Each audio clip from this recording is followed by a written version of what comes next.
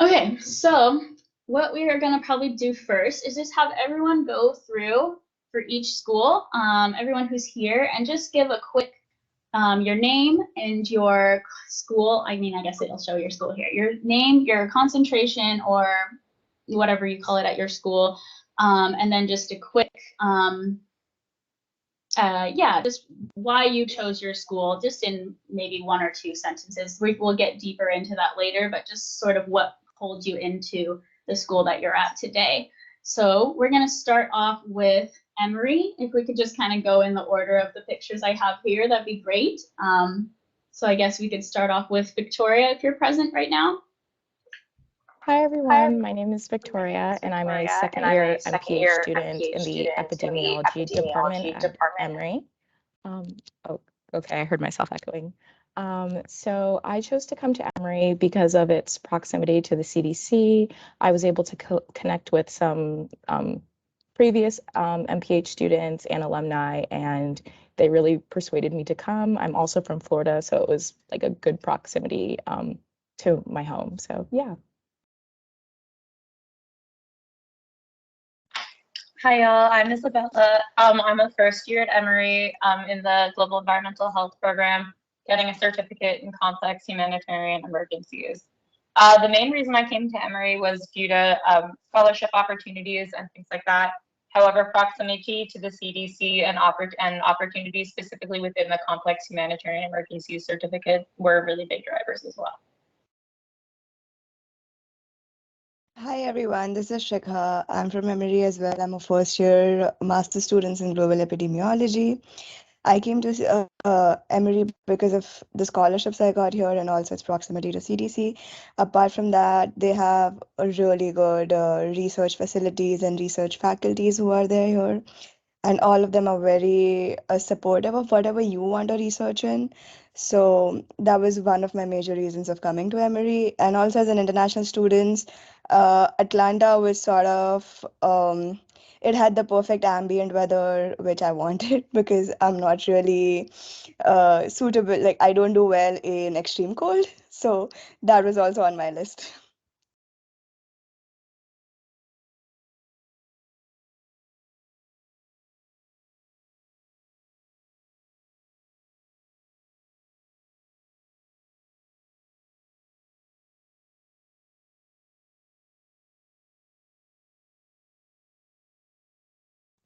I'm sorry, Faith, you're on mute.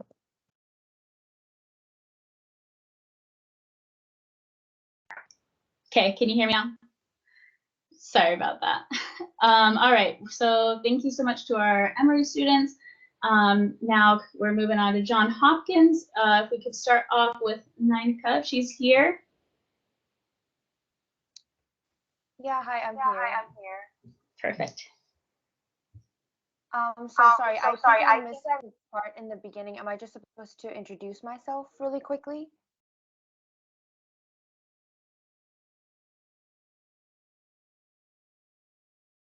Oh, Faith, you're on mute again.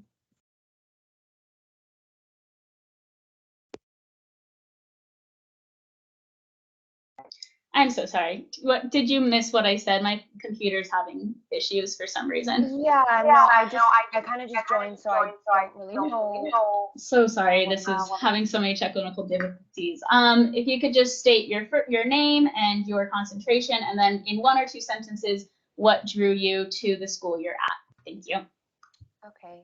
Hi, everyone. I'm Monica, and I'm in the Masters of Science in Public Health program and the Department of International Health. And I'm in the Social and Behavioral Interventions track. And I chose Hopkins just because I really liked the, school. And I also wanted to honestly go somewhere that would boost my chances of employment because I'm an international student. So that was honestly the most important thing to me. And the Hopkins name kind of is what people see on resumes and things like that in terms of getting hired internationally. So yeah, in all honesty, that's the reason I chose Hopkins.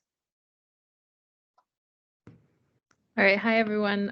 My name is Natalie Ryder. I'm in the MSPH Human Nutrition Dietitian program.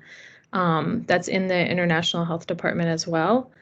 I chose Hopkins. One, I'm a Maryland native, so I live 30 minutes from downtown Baltimore. And I wanted to get my dietetics degree after I got my undergrad public health degree, and you can only do that through graduate programs. So. Everybody, my name is Janine Elliott. I'm a second-year MSPH student in Global Disease Epidemiology and Control at Hopkins in the International Health Department. I'm also doing 2 certificates, one in vaccine science and policy and the other in humanitarian health. And I guess the reason why I chose Hopkins, there's a couple different ones, but mainly just like the that are offered, the range of expertise is really kind of what against other schools. And frankly, it was actually cheapest too. For the MSPH programs, at least in international health, they provide you with a scholarship in the second year, which helps to offset a lot of the costs. That being said, it is still quite expensive, but yeah, those are kind of my reasons for it. So nice to meet you all. Hi everyone, my name is Amber. I'm a first-year student in the MSPH Health Policy Program at Hopkins. And I decided to go there for a lot of reasons, but a few are just the quality and level of the professors, the classes, there's a wide range that you can take, and all of the research opportunities. So those are just a few. Okay. Oh no. Stop. I'm so sorry about all these technical difficulties. Okay. And then next, thank you so much to our Johns Hopkins students. Next, we've got University of Michigan. If we could start with Christopher, if he's present. Hi, everyone. My name is Chris Floyd. I am a first-year master's student. At the It looks like you're muted, Christopher. Sorry about that. Can you hear me now? Everyone can hear me? I can. Yeah, we can hear you. Okay.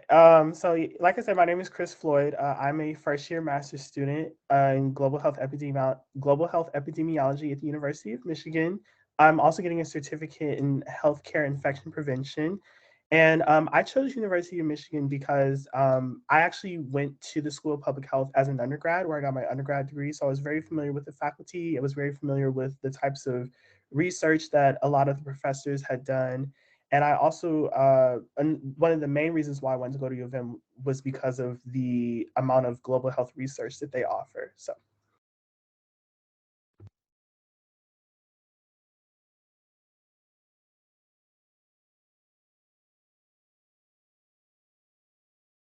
Oh, sorry. Our friend McCullough was not able to come today, so we can go straight to Zach. Hey guys, I'm Zach. So yeah, I'm in the hospital molecular epidemiology program here at Michigan, and I chose Michigan because just the opportunities. It was also the best choice financial wise, and then I just like the general atmosphere when I visited.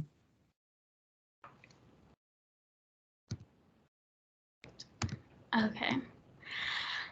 Sorry about that. Okay, we've got University of Michigan. Thank you so much. And then we've got UNC. If Grace is here, if she could start us off. Hi, everyone. Can you?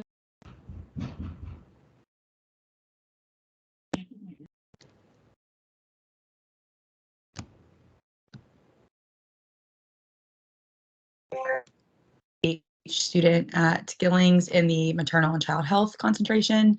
And I chose North Carolina for a few reasons.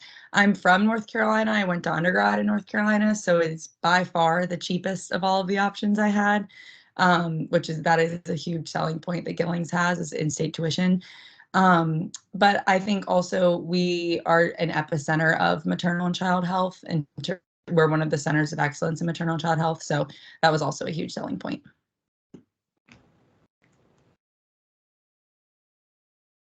Okay, hi everyone. My name is Sarah, and I am in the MHA program for Health Policy and Management at UNC. And a few reasons why I chose UNC was that I'm also from North Carolina.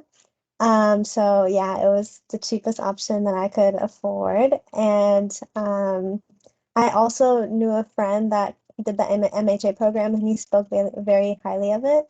And also its reputation and being the top public health schools in the nation. So that's why I chose it. And also for their promise of success. If you join the program, then they promise that they'll place you and ensure your success in your future and career as well. Hi everyone, so my name is Yomna and I also am in the maternal child health concentration like Grace, so we're buddies. So reasons why I chose UNC, so I'm actually out of state, so I'm not from North Carolina, so this was also financially appealing. I felt after weighing options, UNC, and after speaking to faculty, there seemed to be more opportunities for students to get involved in terms of research. So if that's something you guys are interested in, as like a leading public health university, there's plenty of research opportunities, so that was really appealing for me. And just like the area of the being research triangle, so abundant with opportunities post-grad, and of course its reputation as a top public health school as well. Can't ignore that, so. Okay, perfect. Thank you so much for sharing, you guys. Next, we've got our Yale participants here.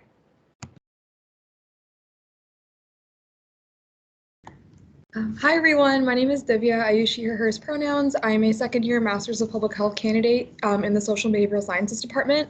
There's several reasons why I chose Yale. First and foremost, it's a school that gave me the most amount of money.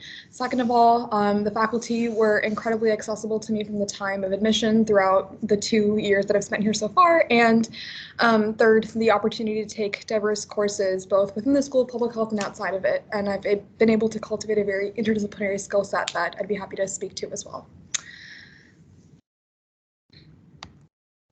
Hey everyone, my name is Nick. I'm a second-year Master of Public Health student in the Epidemiology of Microbial Diseases department with a concentration in public health modeling. Came to Yale for 4 basic reasons. First was scholarship. Second was I liked that the department I'm in is focused solely on infectious diseases. Thirdly, I thought the research was a really good fit for what I was interested in. And fourthly, the modeling concentration was really appealing to me. All right, thank you so much to our Yale participants, and we've got Tulane next. If we've got Amber. Sorry, I'm with one more Yale person Sorry. right next to me. Sorry, we ended up just hopping. You guys are on the same video. Yeah. No worries, no worries. Yeah, my name's Neil Patel. I'm in the Health Policy and Management Department, focusing on health policy with a concentration in public health modeling. My kind of interests kind of wanted to learn more about the systems and structures that have kind of created our healthcare system today and the accessibility of my professors here, and also the interdisciplinary nature of public health kind of allowed me to create like a list of classes, if you will, both at the School of Management here and also in our own School of Public Health to kind of curate some classes that have taught me a lot about the system of public health and kind of like the history and the background of our system today. So that's why I came here, number one. And then also, as Divya and Nicholas just kind of pointed out, the scholarship money was also a big factor. All right, sorry about interrupting you last time. Thank you so much for sharing. And then we've got Tulane now. Hi everyone, my name is Amber and I'm currently a second-year MPH student with a concentration in social behavioral and population sciences at Tulane. And kind of why I chose Tulane is that I wanted to experience a different part of the country. So I'm from Minnesota, so Midwest, and I really wanted to kind of experience the South and working with that community. Another big reason as to why I chose Tulane was the financial aspects. I got a really good scholarship from them, but also I was able to talk to quite a bit of professors and previous alumni throughout the course of me applying to their school, which was really nice. And it gave me a good understanding of the research opportunities that I could get at Tulane, which I hold a research position right now. And also the class size. It was pretty small, which is really nice. And I'm able to get the help that I need from my professors.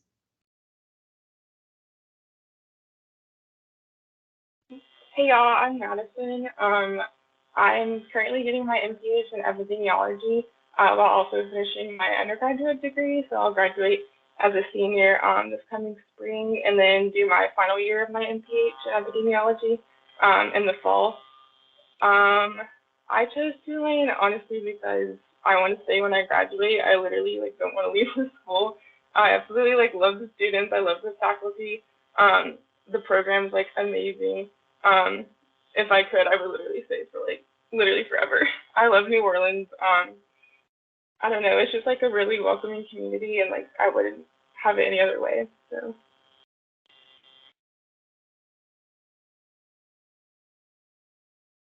Hi, y'all. My name is Michael Craig. I'm a little bit different from everyone else so far. I'm a first year medical student as well as a first year MPH student. And so me choosing Tulane for my MPH was more so the medical school side rather than the MPH side. So if any of you are interested in medical school and have those kind of questions, I'd love to answer them. But again, the reason I chose Tulane is the schools I was accepted to, I went and I toured them in person and I talked to current students there. And everyone at Tulane, like Madison was saying, loves Tulane, loves the people. Everyone is so kind and I really do love it here.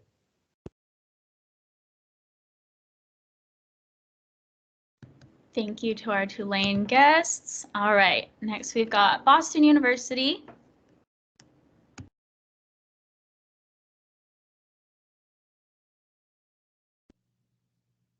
Hi, so my name is Jeannie. I'm in my second year in the MPH program in epidemiology and biostatistics with a contact certificate in infectious disease. And I'd say there were a few reasons why I chose BU. I mean, I went to undergrad in Boston, so there was that convenience, along with the reputation that BU has as a reputable public health school. And they also gave me a bit of a scholarship too. And there was something else I was gonna say. But yeah, I'd say those are the main reasons. Oh, and BU is one of the few schools that I know of that has epidemiology and biostatistics together as one major. So I thought that was pretty cool too.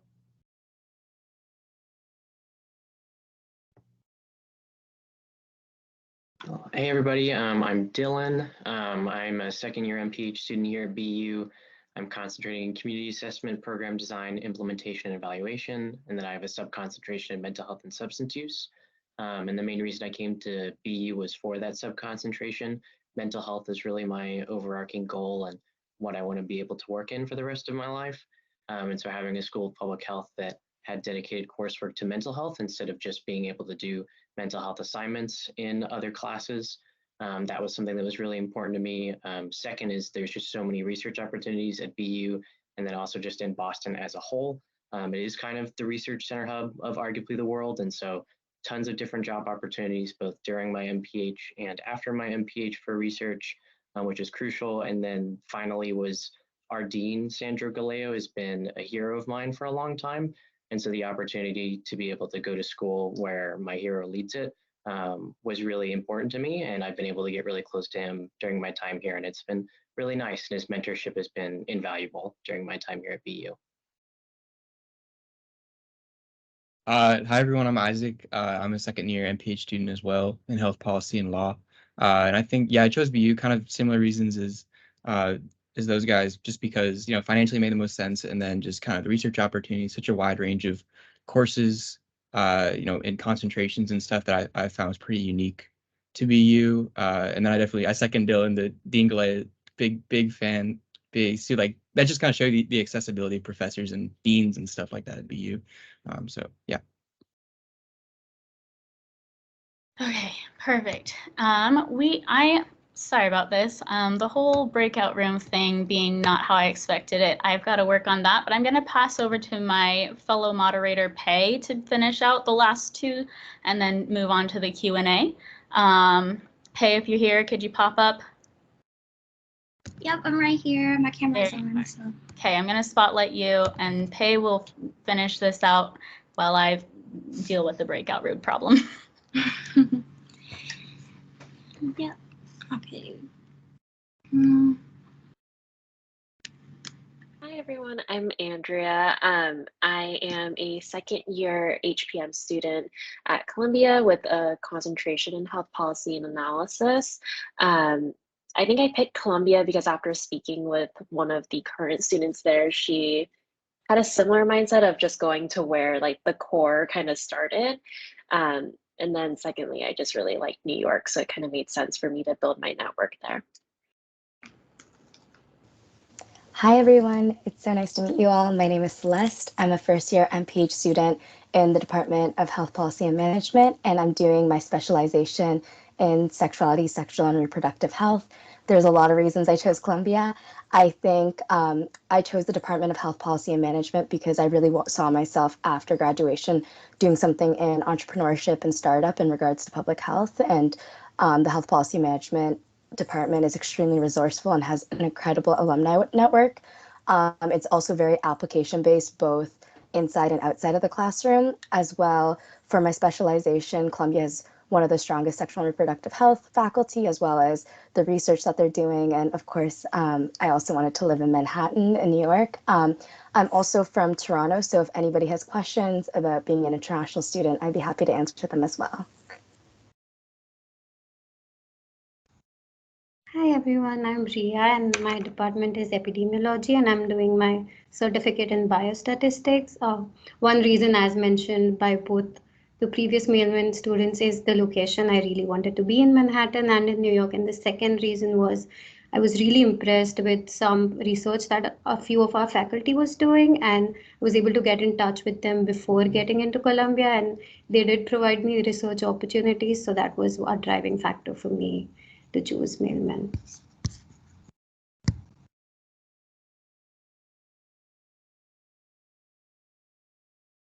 And I believe that Vasuda is not able to make it today last minute.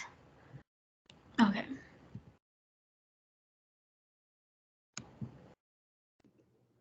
Hey everybody, my name is Jennifer. I'm a second year student now, getting my MPH in epidemiology at GW. One of the main reasons why I chose GW was definitely the finances, but also I'm a nurse at NIH, so I had a really close relation with a lot of people in the DC area and surrounding, and being able to meet a lot of the doctors, physicians that work there, the PIs, most of them went to GW, so talking to them really solidified my decision. Hi everyone, my name is Lindsay Dubosic and I am concentrating at GW in Global Health Program Design, Monitoring and Evaluation, and in my second year in the program. I chose GW mostly for the location. I think DC is a great city if you're looking into anything global health related or health policy related in particular. And so there are so many global health organizations and connections I've gotten to make just by virtue of being in DC and meeting people in the government and in major international organizations. And then also, of course, the scholarship money really helped sway the decision as well. Hi everyone, my name is Mandy and I am a first year student at GW, study in Global Health Department, and my major is Program Design, Monitoring and Evaluation. I choose to come to DC because of the location. I want to work in NGO or federal agency. That's the main reason why I choose GW.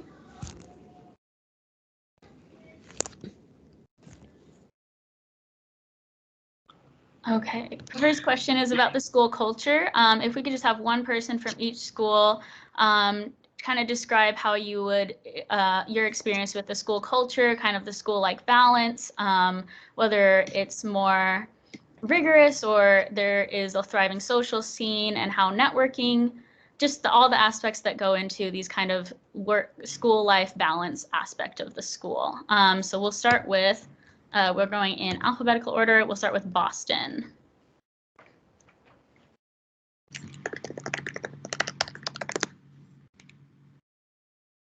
I think I can start us off. I think it was really interesting how the first semester you kind of start kind of taking a bunch of different like kind of intro courses, but in the sense of you don't have to pick your concentration right away. You get like a month or so. And so I think that was a good experience, and kind of like it's not like you just right away get shuttled off into your cohort and just kind of this little silo. It gets to be like that. I feel like probably after, at least for me, like after like the first year or so. And so I think that I feel like in terms of like the social aspect, I feel like it wasn't as much as similar. It was more different from like undergrad than I feel like than I was expecting. Especially, it's not as like social, especially because maybe it's just unique to BU where it's like fewer. It's a bit older cohort, and I came right out of undergrad, and so it's such a wide range in terms of that. But it's still very like collaborative and stuff like that. I don't know if you guys, Dylan, do you want to add anything? No, yeah, I think I would agree with that just because you kind of take your core classes in the first semester, and so you meet people from a vast variety of backgrounds, and you meet people with a lot of different interests. And so I feel like you can really meet more people that way. Whereas if you start off like going directly into your major or concentration, whatever you call it, then like I feel like you'd be a bit more limited in terms of the people you can meet.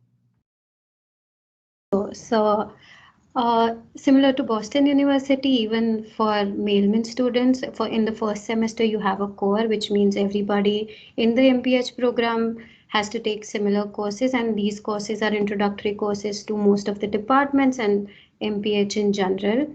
And because it is a huge program and you get divided into cohorts, you have a lot of networking opportunity within your department as well as within the program.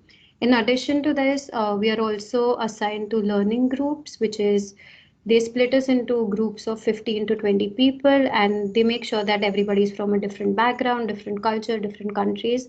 So for the first semester, you collaborate with them and you take classes with them too. So I think the friends that I made during the core and within the learning groups are still very close to me, and they're still a part of my core group. And a lot of courses in addition also have a lot of exercises and assignments where they make sure that you're collaborating with different people every time. So I think that was a huge benefit of the core. I think just to add as well, in the Department of Health Policy Management, I know some other departments as well, they really foster collaboration and connection. So each student, when I first started in my first semester, has a student mentor that's in second year, alumni mentor, a faculty advisor, as well as an academic advisor. So you're really fully supported at Columbia, and I've really felt that like a lot of opportunities have come through that as well.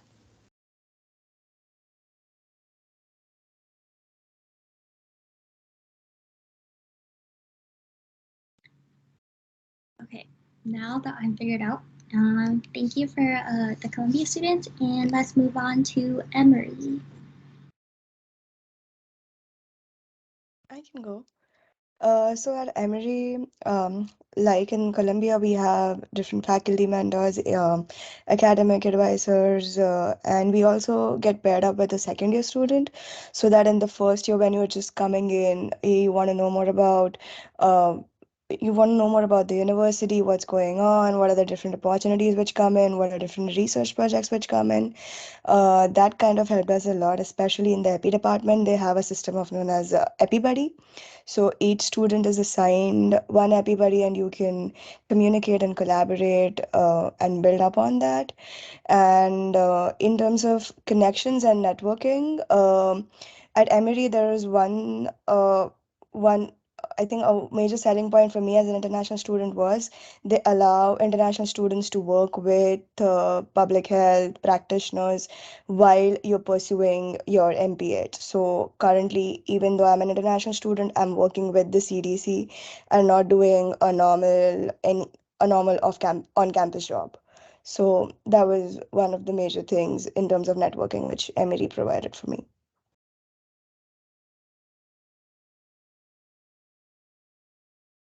Okay, thank you. And then let's move on to Johns Hopkins. I can jump in on this.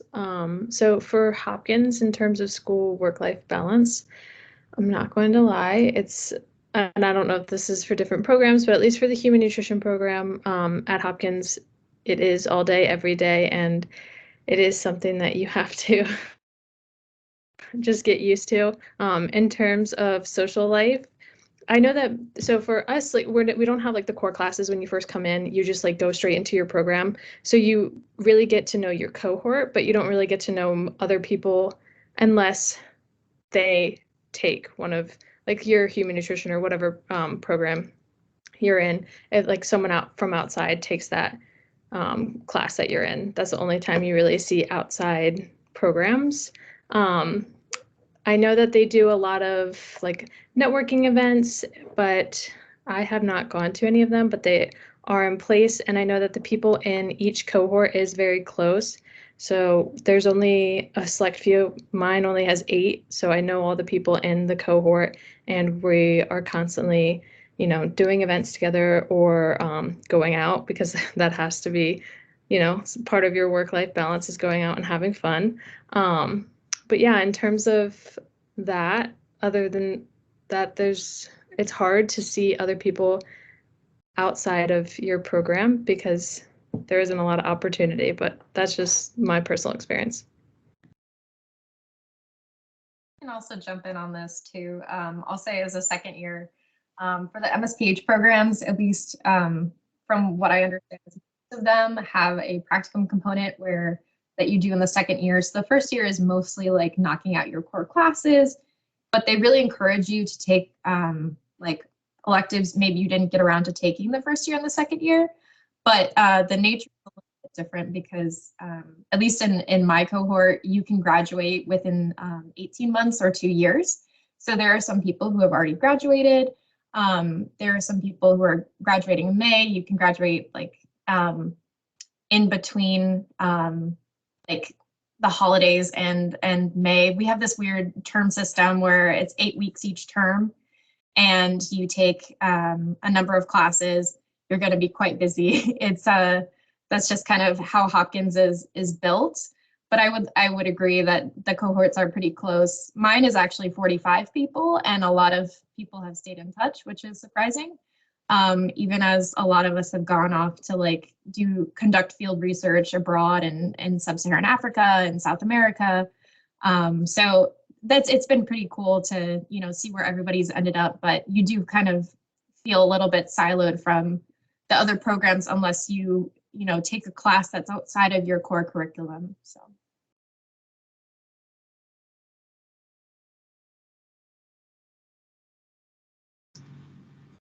Okay, thank you, Hopkins, and let's move on to Tulane.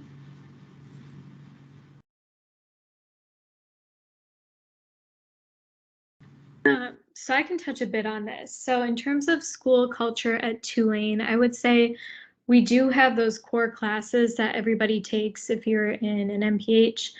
And that's where you kind of get to meet a variety of people who are in different concentrations kind of at the beginning. But you can also scatter those classes throughout your like 2-year plan, or say if you're part-time.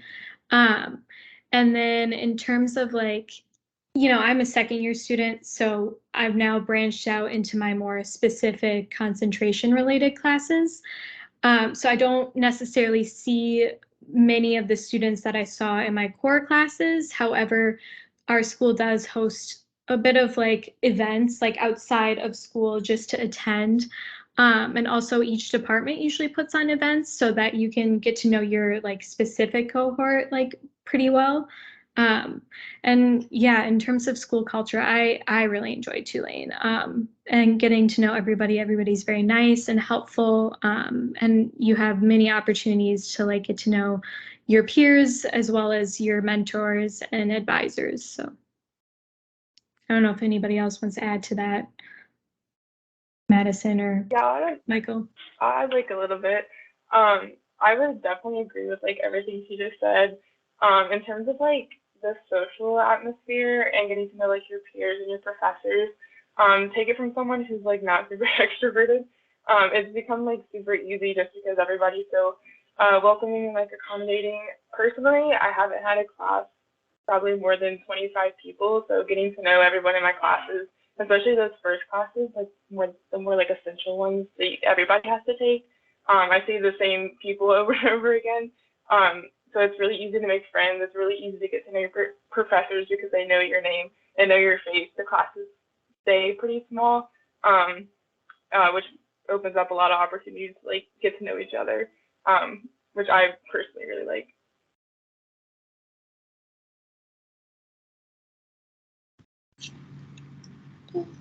Thank you to our Tulane students, and now it's University of Michigan. Yeah, so I can speak. So pretty much like everyone else has said, the core classes are there. I would say they're busy, but not necessarily hard. You do have them with like a lot of your cohort, and there are a lot of like the collaborative assignments like other people have mentioned, so that's nice. Michigan has like, I think they have a relatively larger cohort of people, so that's also something to take into account. And everyone's relatively friendly. And I would also say that we're younger. I'd say most people have come in straight from undergrad. In terms of work-life balance, I'd say there's a good amount. As long as you like set some time for yourself, you'll be fine. But I think it's a good balance. It's nothing crazy.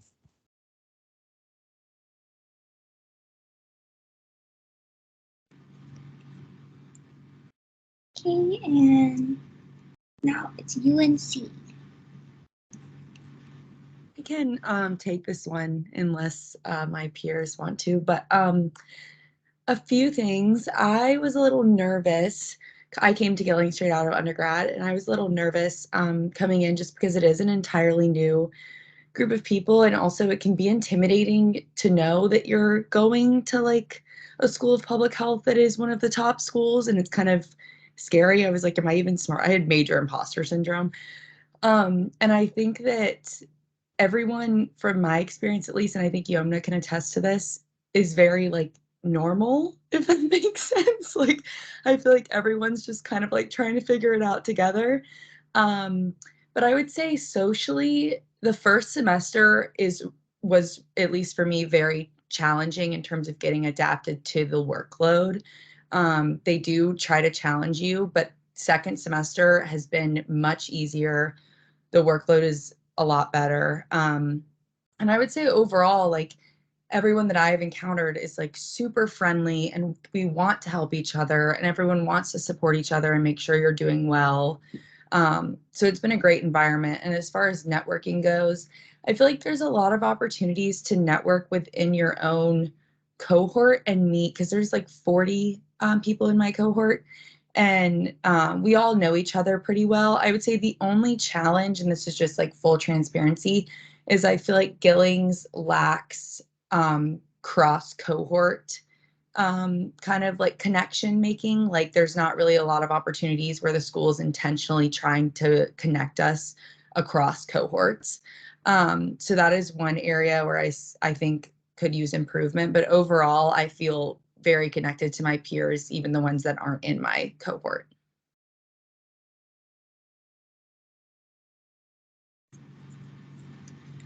Okay, perfect. And next is Yale.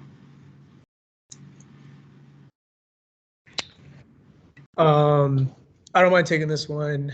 In terms of Yale, Yale School of Public Health is, I think, pretty well connected. I think we're similarly structured, just like a lot of other programs. Our first semester, regardless of department, you're taking very similar classes. And so you get to learn about like a lot of where people are coming from, what people's concentrations are, what people's kind of specific veins of research and interests are. But I think like in terms of, I guess, like school structure or student structure, we have departmental chairs that are like staff or kind of faculty facing that advocate for us. And then we also have second year students that are kind of in charge of these like mini cohorts where there's 6 to 7 like first years per cohort. And you have 2 We call them quote unquote parents. And they're just kind of like references for us throughout our time here during our first year. To just kind of navigate New Haven comparatively to a lot of the other schools listed here. New Haven is kind of small, 100,000 people in the city, so it's a small city. But I think that's kind of our sell in a way as well. Our community is pretty close knit, and the fact that our program is interdisciplinary. I have been able to, in my second semester at Yale, but also in my second year now, take classes at the Yale Law School, the School of Management, the Yale School of Environment. And so I've been able to actually network outside of even my program, and just kind of learn a lot about what other people are passionate about, what they think about public health, and how it ties into their kind of lanes, if you will. So I think that's really, really special about Yale. I've got to learn a lot more about, for me, I guess, policy and the history and landscape of our public health system. So yeah. I can take this one. I love GW. I also think one of the best things that I found about the school is that it's a really good mix of people who have lived here forever and just moved here. And that was one of the things that I was personally really scared of, because when I had started my nursing job, it was the beginning of the pandemic, and I was freaking out. But over time, I think just meeting a bunch of people who got to also know the city. GW is centered pretty much in the center of DC. We're right next to Georgetown. We're near DuPont, all of the big places. So having that network was wonderful. Another quick thing I'd just add about the classes is that I have seen so many people from other graduate school programs join into the public health school. So we have kids from Elliott, which is the business school. We have a ton of kids from the law school. So I feel like I've made a cohort connection outside of the public health school, which I didn't think I would initially get when I got here. To your personal experiences with the resources, support organizations offered, and how accessible they are to you as a student. I think we're just starting from the top, right? Yeah, Boston. Let's go. I can take this one since I didn't talk in the last one, but I think this is something that BU especially excels at. Our career and practicum office is super connected with everyone in and around Boston, but also just around the entire country. And they really make it a point to find their students practicums that they really like. I will say, again, being in Boston really helps with that because there's so many different healthcare internships going on that count towards your practicums. And I think that that's something that they really do very well at here in the city and at our school. I think that there's just tons of different student support resources. We have a wellness director that I work with a lot, and tons of different opportunities for mentorship and just overall student support. So I think if student support is something that you like a lot and the connections to opportunities is something that you like a lot, BU is an impeccable place to look into. Take this one. I think speaking frankly, I think if you are in the health policy and management department, there are a lot more resources for you to find a practicum. The requirements to do a practicum in the HPM department are higher than that of other departments. So other departments might only require 20 hours a week in the summer, whereas HPM expects a full 40 hours a week. I think for 10 weeks. There are a lot of resources, but they're not as hands-on that I think a lot of people wanted it to be when they were looking for practicum. So you need to take a little bit more initiative. And that was for HPM alone. I think that if you are trying to do consulting or hospital admin, HPM is very good at providing resources for that, but I can't say it extends to actual maybe policy work if that's why you wanted to come here. Otherwise, though, the opportunities in New York City are really great, and we find that professors are able to connect students to opportunities if they, go up and talk to them. But I think that it requires a little bit more initiative than everyone expected. But it is grad school, so you would hope that you would take that too. I think just to add to that as well, every week we get a student opportunity digest as well as a practicum opportunity digest, which is unique to HPM as well. It's a list of opportunities just for HPM students to be able to apply to that are hand selected by our faculty. It really is what you put into it as well. The faculty will be able to connect you to great people as well as our alumni network is incredible. I can take this for Emory. I would say that we have so many resources here. I feel like from the moment I got here, I was kind of like bombarded with jobs that I could apply to. We have a platform called 1220, and we also have a program called Rollins Earn and Learn. And I think you're eligible to start working September 1st. And so jobs are put out like during the summer, kind of like before we start our fall semester. We also have a practicum that we have to complete. I know some people find those through 1220. Some people find that through their departmental newsletters. I actually found mine through the career fair and just following up. But I also feel like you have to maybe take some initiative as well. I had 2 practicums, one I found through the career fair, but then one I also just cold emailed a state health department and they got back to me. So yeah, I think that the opportunities are there, but you just have to take advantage of them. Speak on this. I'm in a health policy program. So for us, it's the amount of resources are almost kind of overwhelming. I have 3 advisors, and also with Hopkins, we have a field placement, at least in the MSPH program. So the first year is mostly just us doing our schoolwork, but there are like a lot of research opportunities. There's over like 80 research centers just in the public health school. And almost like every day you get like emails about different opportunities that you can take part of. And also you can talk to professors, and if you want to go on a research project that they're doing or if they know of opportunity, they'll often send emails out to you.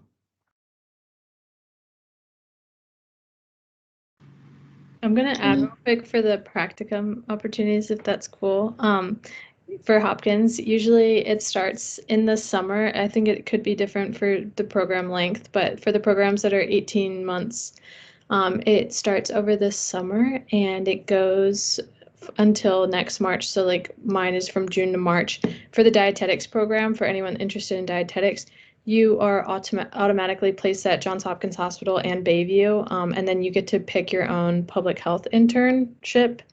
But for most students, they do a ton of international work, and I know the non-RD students in the human nutrition program, a lot of them go over to do like vitamin A, like mineral deficiencies across. So it just honestly, there's so many opportunities both here because we have so much in Maryland, and 2, internationally as well. I can kind of touch on this. So in terms of resources for like research positions, I would say they're very like readily available. They do a lot of postings. We use Handshake. I don't know if anybody knows of that, but Tulane's very like heavy on using Handshake to find research opportunities. And also you can just seek out like your advisors or any other professor that you're interested in their work and maybe trying to hop on some of the work that they're doing. They're more than willing to like sit down with you and kind of talk about your interests, or if they know of somebody within another department or in the city in general, they're willing to kind of connect you with that individual or company. And we also do a practicum, which is required. I know for my department specifically, it is, you have to meet, I think like 200 hours. And you can kind of chunk that out how you want to, whether it's full-time, 40 hours a week, or maybe part-time, 25 hours a week. And I would say too, in terms of looking for like careers or jobs, Handshake is also a good thing to use, and we host like career fairs that you can go to. So it's pretty easy to kind of navigate your way through that. I will say that for my practicum, at least, I did mine back home in Minnesota, and I kind of took a bit more initiative because I did want to be located a bit more in like the Midwest region for my practicum specifically. So that took a bit more of like initiative on my end to make those connections. But I think if I were to get like a practicum in New Orleans, it would be a tad easier in a sense. So I don't know if anybody else wants to add to that. Yeah, so at the University of Michigan, there's a plethora of opportunities to do internships. So like pretty much every school that's already talked about this, we also have like a required internship for your degree, or like you have to do an internship in order to meet the degree requirements. And I think ours is 186 hours. And most of the time, people usually do that in the summer. And depending on your track, so for example, I'm a global health epidemiology student, and we are required to do a global health internship.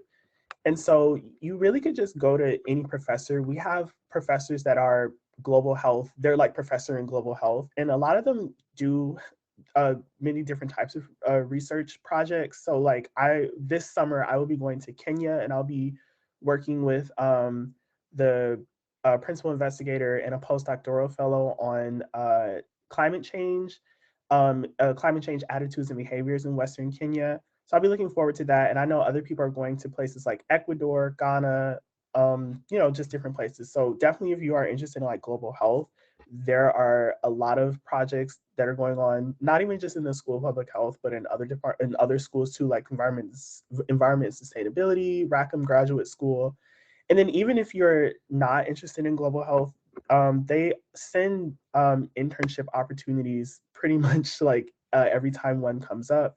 And then you have to take like a class that is specifically about like, it's like leadership or like professional practice or anything or something like that. And they'll have people, different partners come in and talk about any career opportunities they have.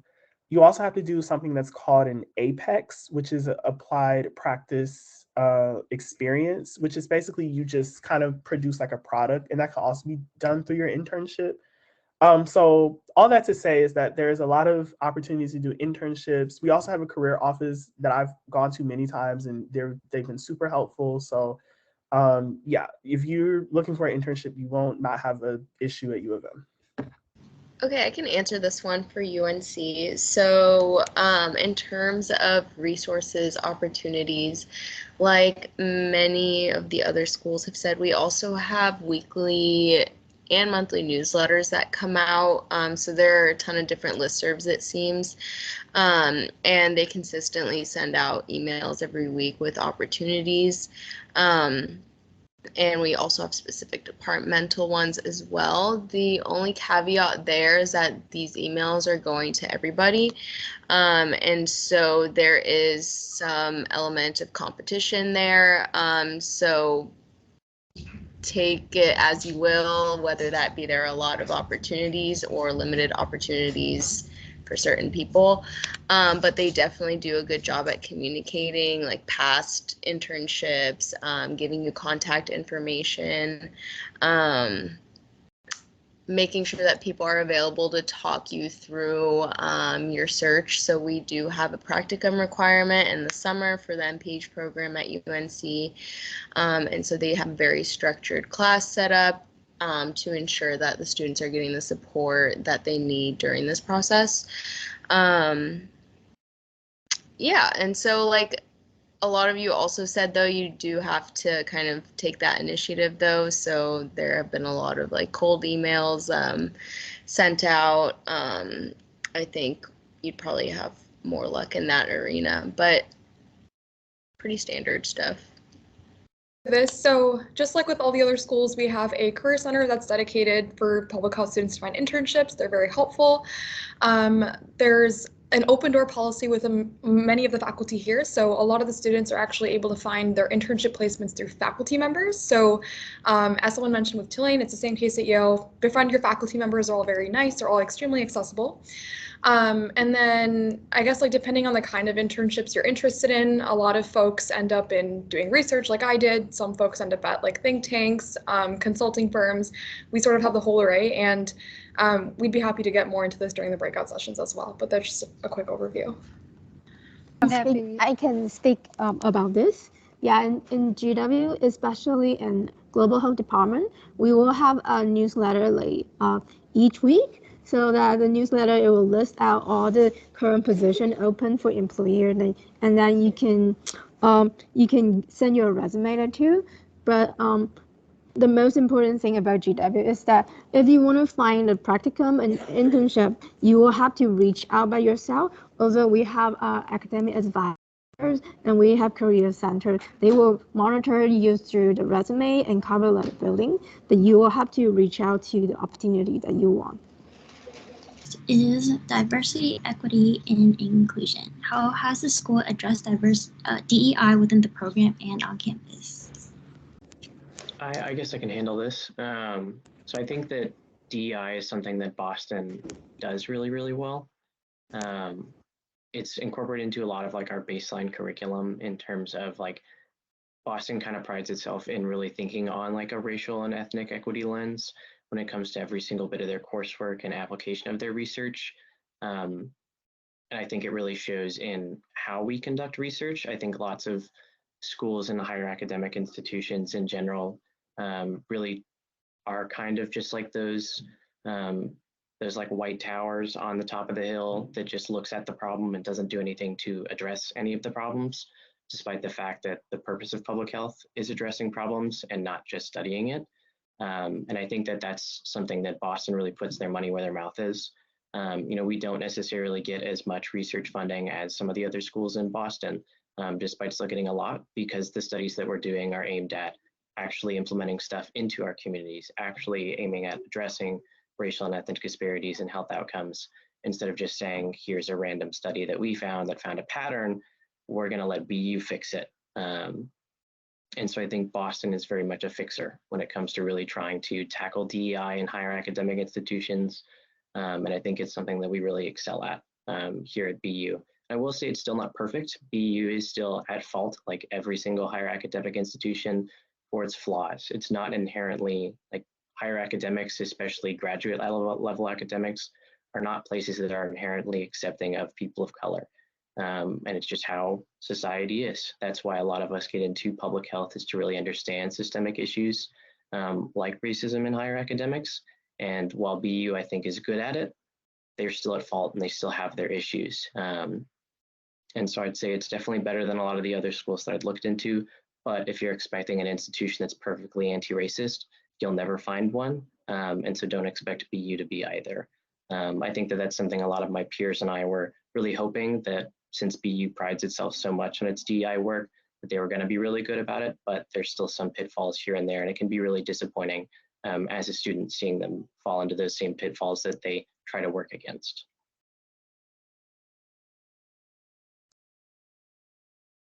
I'll go ahead and take this one then. I think similar to what was said about BU, I think if you're expecting a place that's going to really cover it all, I wouldn't say it's always there.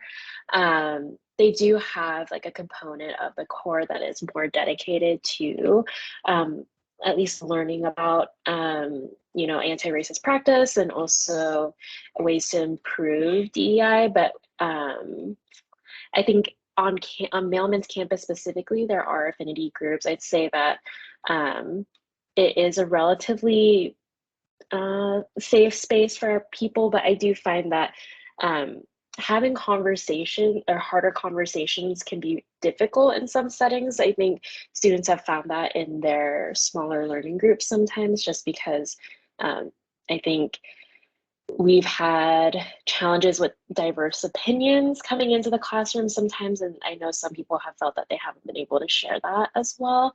So I think it's something that you're going to encounter in any smaller group with a lot of people who are coming from different spaces, which is definitely what we see since we do the core and everyone's coming from a different department. If anyone else wants to add in, feel free. Go. With equity, I think Emory does a good job. We have a lot of affinity groups on campus. Plus, they arrange weekly lunches for international students so that we can connect with the local students who are here. We have a global peer network, which sort of builds you into a small family, which are natives and internationals throughout Emory. So it does a good job at giving you that sort of platform where you talk to people from different ethnicities, different background, and sort of understand. where they are coming from, what their experiences have been, and how y'all can collaborate in a way. So far, it's been great in terms of equity and inclusion at Emory. I have no such issues here. So for Hopkins, they have an entire IDARE. I can't remember what the acronym stands for, but for Hopkins, it's a tricky situation because we are located in East Baltimore, and anyone who knows Baltimore knows the history of Baltimore, and of course, everyone has their own perceptions of it. However, one of the things that Hopkins has done is gentrified the area and pushed out a lot of East Baltimore people. So they do mention that. I don't know what they're doing to make that situation better. A lot of the East Baltimoreans are also used for research. And I don't know if they're making it any better in that sense either. They do talk about this when you first get there, and they have transparency over that. And other than that, they do have a lot of programs. There is a ton of international students. But of course, I'm not entirely, I can't speak on behalf of the minority groups.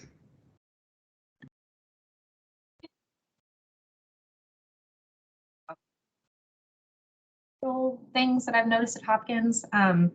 Full disclosure, I'm on the student assembly at Hopkins, so I'm actually the co-vice president of professional development and academic honors. So I actually sit on a committee where I hear a lot of direct feedback from students and then try and bring that to faculty.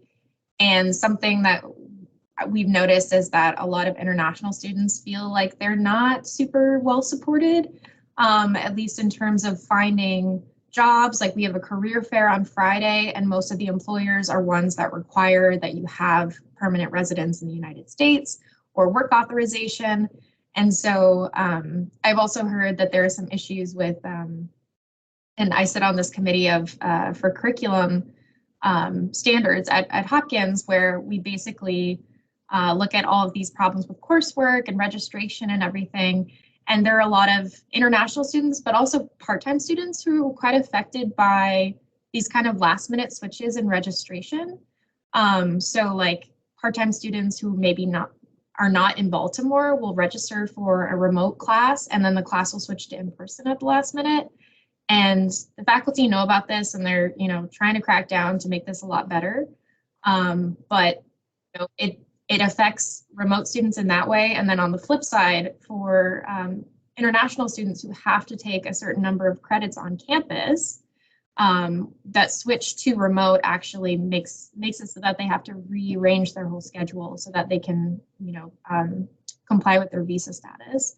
Also, to note, the MSPH all MSPH programs at Hopkins do not have the STEM designation. So if you were trying to get OPT, currently that's not a thing. If you do the MPH though, that does have a STEM designation. And then one last note is, sorry to take up some time here, but there is a growing concern of the student body about the police force that Hopkins is building. They're creating an armed police force in Baltimore, presumably to deter crime. East Baltimore, admittedly, is not like the safest part of Baltimore, but everyone in the community and most students are saying like, hey, we don't want this. Like, this is just going to lead to more discrimination and more like violence, racially motivated violence. But it's going ahead. So I just wanted to put those important pieces out there for you all to consider. I also wanted to jump in real quick, just going off of that as well, because it is really important about the STEM designation. So my cohort is currently trying to actually like apply for that. So like what you were just saying, the MSPH doesn't count as STEM, so you only get 1 year of the OPT. You don't get the STEM extension. And so the other department, the Population Family Health Department, is in the process of trying that, and now we're also trying the Social and Behavioral Interventions Department, because There's 25 of us in my cohort, and a majority of us are international students. So we also really want that. And so we're in the process of trying to get that. But yeah, like 100% agree with everything that was just said. And just wanted to also add to that. I can say that within my medical school curriculum, we do have EDI sessions, probably 3-ish a month on different topics, where we have a doctor or someone within the school talk about these topics with us. And within the School of Public Health, I do have, I would say, a very large amount of international students in all of my classes. And I'm a first year MPH at Tulane, so I can't speak a whole lot to their EDI initiatives, but I will say that New Orleans is a very different city from all the other cities that these schools are in. And I think that affects the school a lot in a positive way, having the city surrounding you. It's a very culturally significant and diverse city. Yeah, so with U of M, I think as far as just solely speaking on my experience, so I think there's definitely, when it comes to the different departments at U of M, in terms of like racial diversity, it's definitely very lopsided, I would say. I'm in the epidemiology program, and I'm one of 4 Black people in like a class of like 90. And then I know for like biostats, it's kind of like the same way. There's like maybe like 1 or 2 in like a class of like 68 or 70 or something like that. Not to say that there aren't like Black students there, like a lot of the Black student body is in like HBHE, health policy, but it would just be nice to have more, like, I guess, more evenness in the departments. And I think that that's something where U of M really lacks. They really like to kind of pride themselves on like, diversity, equity, and inclusion, but like even like the school as a whole, when it comes to like Black and Hispanic students and other students of color, there really is kind of a underrepresentation. And also with Ann Arbor is a pretty, I would say it is a pretty like affluent area. So there's like a lot of students that have like a lot of money. And so like in the within downtown and inner cities, it's very expensive. So a lot of the students who are maybe lower income do kind of have to live outside of the city. That being said, there are some of the things that U of M has tried to do, and some of the things that like the School of Public Health have done specifically. So I know, as far as I know, like with the schools that I have like applied to, U of M definitely had a lot more funding to offer. And even though that I am like just like one of 4 in the epi department, I definitely do feel supported by the faculty that are there. And I also think that the curriculum does a really good job of explaining how racism does play a role in public health, and they don't make any excuses for that. So kind of like the gist of what everyone is saying, that like there's definitely a lot of pitfalls when it comes to diversity, equity, inclusion in college universities. But I think that's why we're all in public health, right? We all want to fix these issues. Like we all want to address these.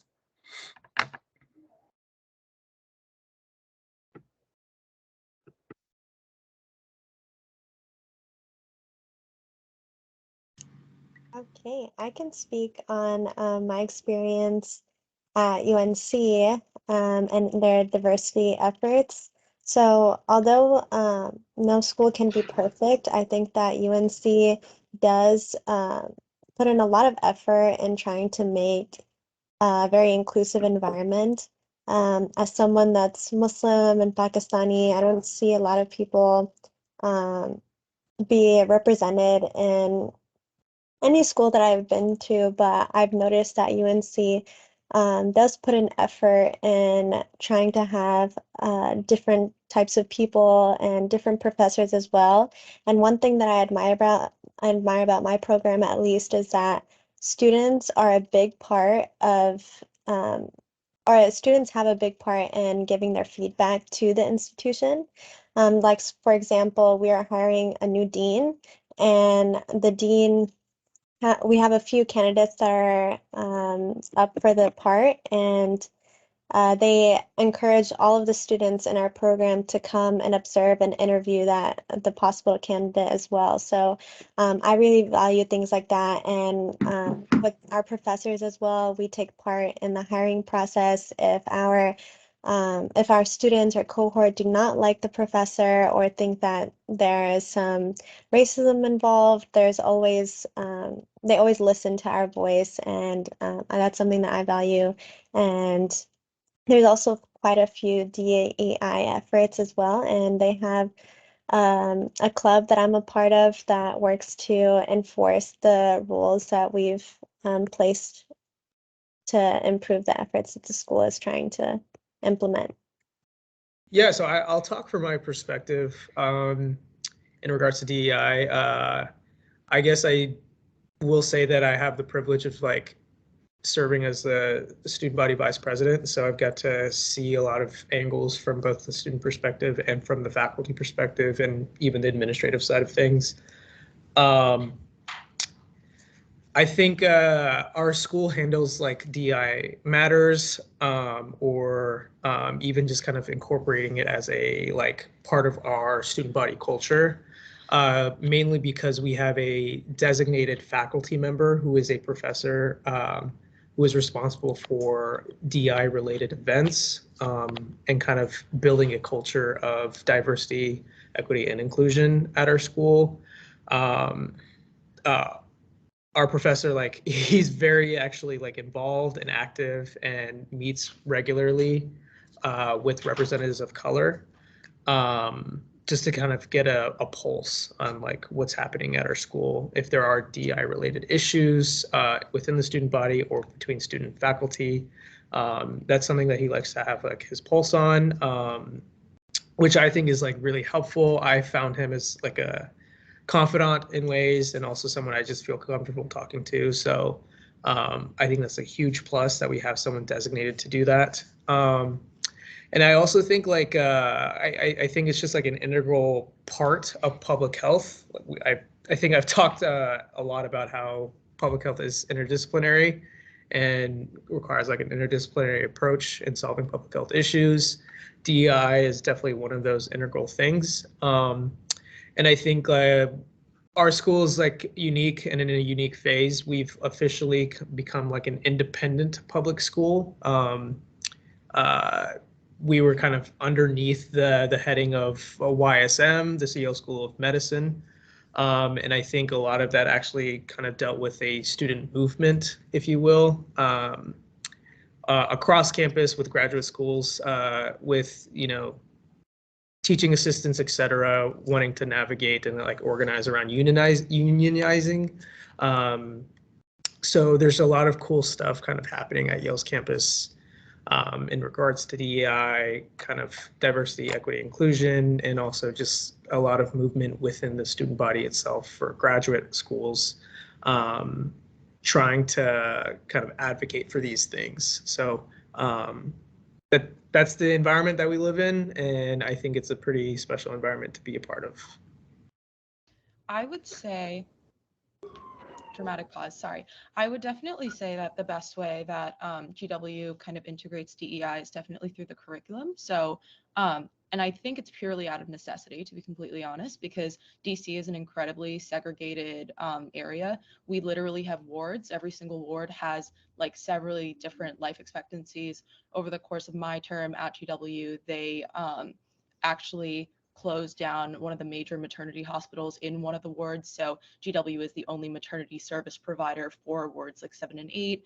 And I think as a result of that, our school has definitely made a push to become like major community-based participatory research, like researchers. So just to give a quick example, because I know we have to get to our breakout rooms and stuff, we had this section where our professor actually brought in community partners, and our entire goal for the course was to create a mini project that would benefit their like nonprofit community. Mine was to build a health class for adults with autism. It ended up becoming my thesis, and it is my favorite part of my school. Yeah.